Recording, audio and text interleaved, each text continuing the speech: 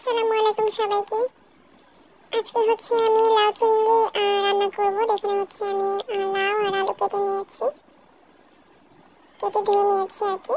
তো এর মধ্যে আমি পেঁয়াজ মরিচ দিয়ে নিলাম।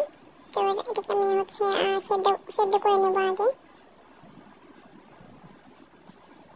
তো পানি দিয়ে নিয়েছি, এরপর এর মধ্যে আমি হলুদ দিয়ে দেবো।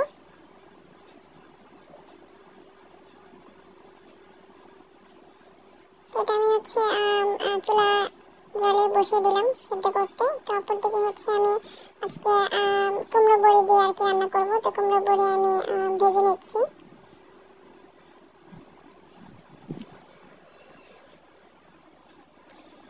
শীত না আসতেই এখন কুমড়ো বড়ি পাওয়া যাচ্ছে। আমি খেয়ে দেখেছিলাম, মজা লেগেছিল, অনেক স্বাদ ছিল ভালোই। তো আমি ভেজে নিচ্ছি কয়েকটা। তো এরকম লাল করে ভেজে নিতে হবে। আমি নামিয়ে নিলাম ভেজে।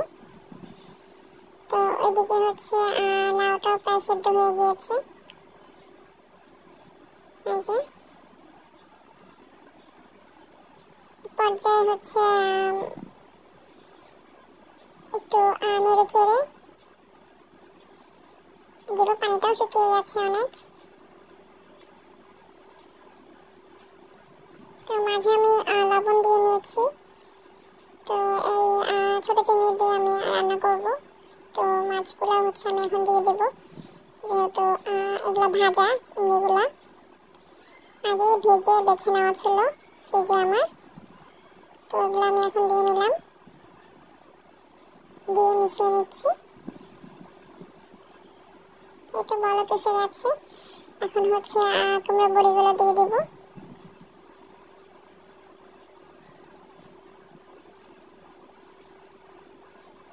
তো এটাকে এখন ফোড়ন দিতে হবে। তো আমি অন্য একটা প্যান নিয়ে নিচ্ছি, এখানে তেল নিয়ে নিলাম। আর এটার মধ্যে রসুন দিয়ে নিলাম শুরুতেই। তারপর আমি কিছুটা পেঁয়াজ দেব। এটাকে ভালো করে একটু লাল লাল করে ভেজে নিতে হবে।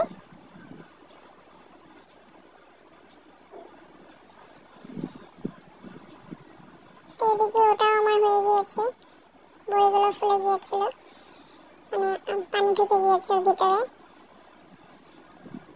তো এখন আমি ভাজা হয়ে গিয়েছে, আমি এখন ঢেলে দেব।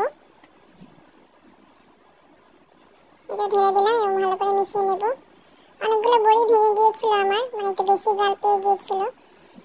তো বড়ি দেওয়ার পর বেশি একটা জাল করা যাবে না, এতে ভেঙে যেতে পারে। সব বড়ি আবার একরকম না। তো যাই হোক, আমি বুঝতে পারিনি, হয়তো বা এর জন্য দু একটা ভেঙে গিয়েছিল। আমার রান্না হয়ে গিয়েছে, আমি চুলা বন্ধ করে দিয়েছি। কার কেমন লাগলো জানাবেন। আল্লাহ হাফেজ।